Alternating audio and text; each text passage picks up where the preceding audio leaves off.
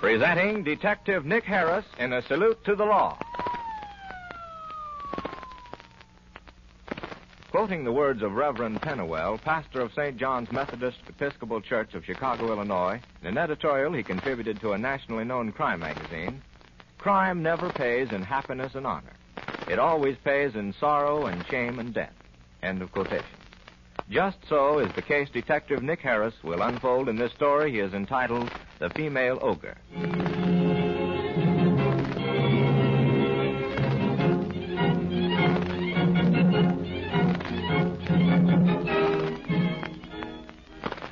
And now, Mr. Harris. Thank you, Mr. Starling. Ladies and gentlemen, from time to time I'm called upon by editors of newspapers and magazines to contribute facts concerning crime cases that have taken place throughout the world. Therefore, it was not unusual a few months ago when Marty Coe, an old newspaper reporter friend of mine, came to my office. Hello, Chief. Hello, Marty. Sit down, won't you? Thanks. Well, what is it this time? Oh, another story as usual. Only this time I want something really gruesome. At the same time with some human interest in it. Yeah, let's see now. Something gruesome. Oh, yes. Have I ever told you the story of the female ogre? The woman without a heart and whose only goal in life was the accumulation of vast sums of money regardless of the cost? No, I don't believe you have, Chief. What's it about? Well, you know, Marty, some people do a very foolish thing when they answer advertisements in matrimonial journals without first having the party advertising investigated. This story begins many years ago when we find Mrs. Cooper and her adopted young daughter Marie preparing dinner for Mr. Cooper, who is expected home from work. Hurry up, Marie, and finish setting the table. Daddy will be home any time now. Yes, Mother. Here, hand me Daddy's coffee cup. I want to pour his coffee now. But it'll get cold sitting so long. Hand me the cup and shut up. Now, where's that little box I had sitting on the mantelpiece? I put it over there on the table. Well, go get it. Go get it and hurry up. Here it is, Mother.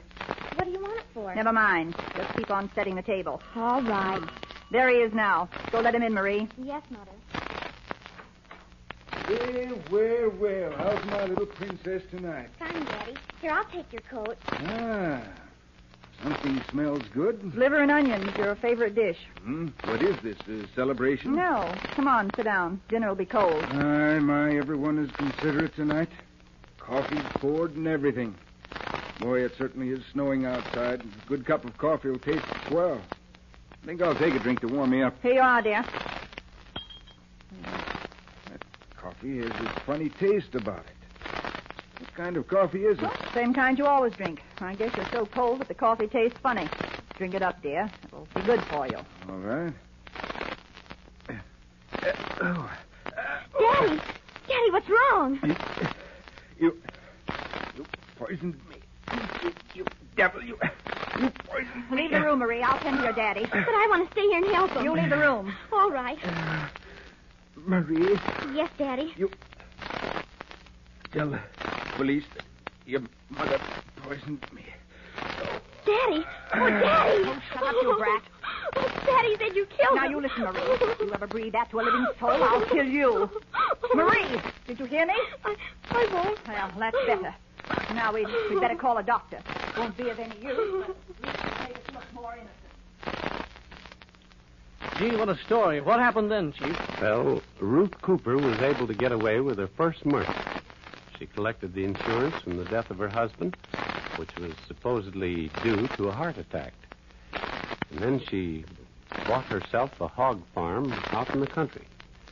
She inserted advertisements in matrimonial journals, stating that she was a rich widow desiring a husband with a reasonable amount of money. Many men answered these advertisements.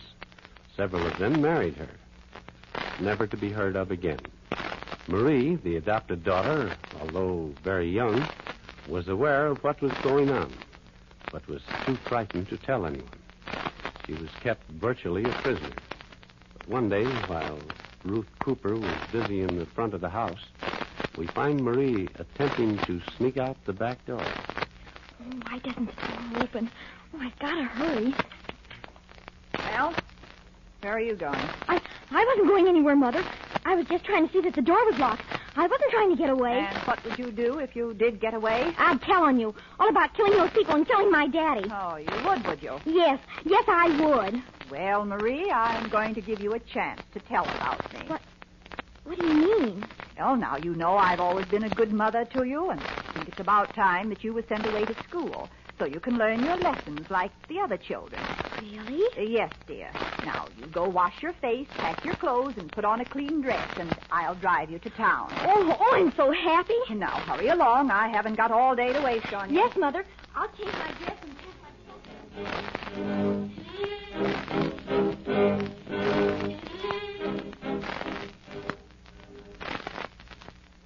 I'm ready now. Well, first I want you to go into the storeroom and get my coat. It's hanging on the hook in there. But, Mother, I don't want to go in there.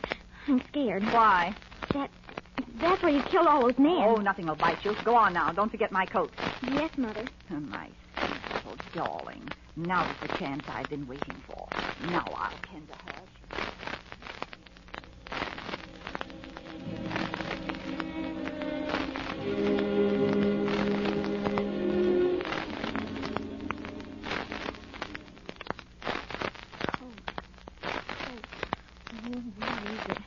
She said it was hanging on the hook. I don't see it. Perhaps she was mistaken.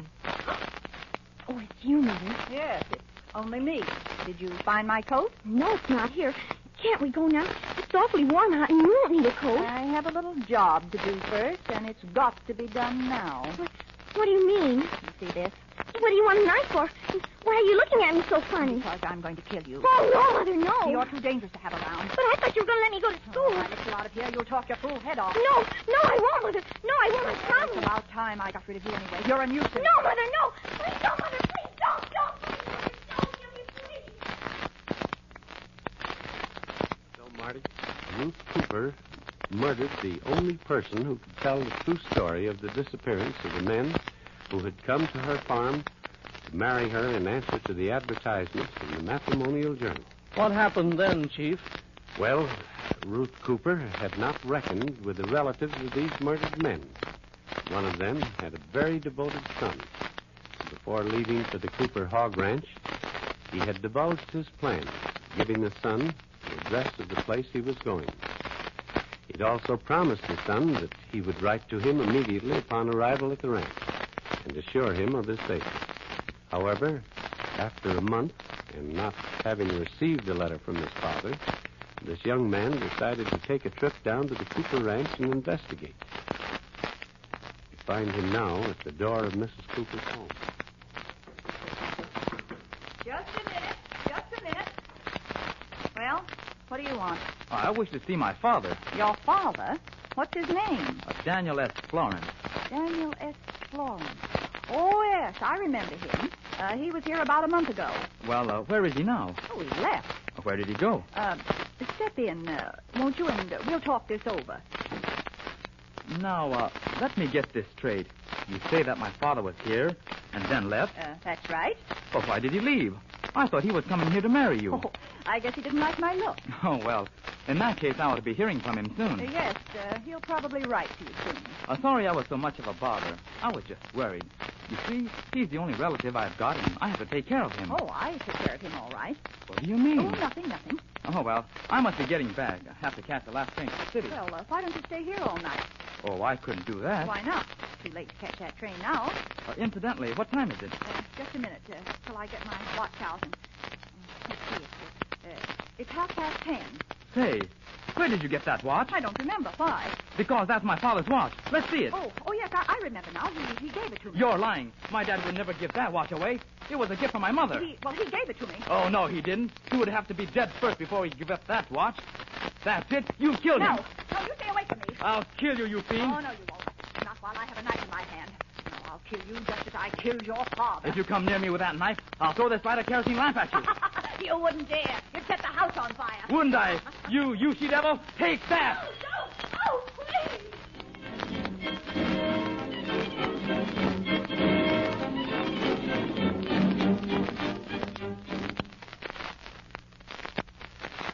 so, Marty, that was the end of Ruth Cooper.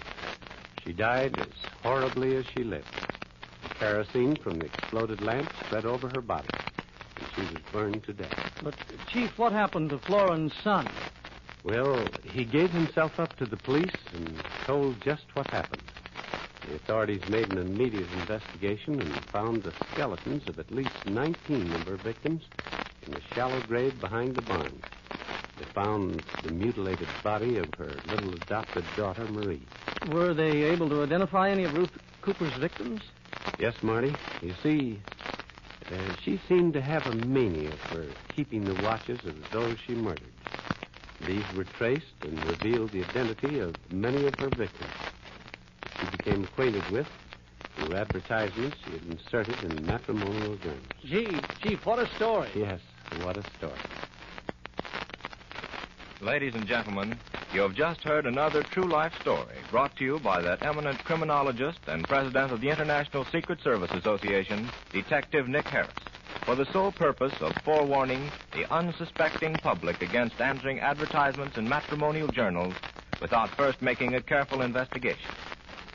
Although the basic facts of this story are true and happened in the state of Indiana some years ago, in deference to relatives of the innocent victims, fictitious names and places have been used throughout. This story was dramatized by Margaret Saul and is a Carolyn Carroll production. In the cast this afternoon were Malcolm McTaggart as Marty Coe, the reporter, Louise Bradford as Mrs. Ruth Cooper, the murderess, Charles E. Bender was Mr. Cooper, the first husband of the murderess, Estelle Carroll was heard as Marie Cooper, the 9-year-old daughter, and Ben Kumagai as Daniel S. Florence, Jr. Mr. Harris will again be heard over this same station next Sunday afternoon at the regular time, 12:30, in another true life drama entitled Risky Business.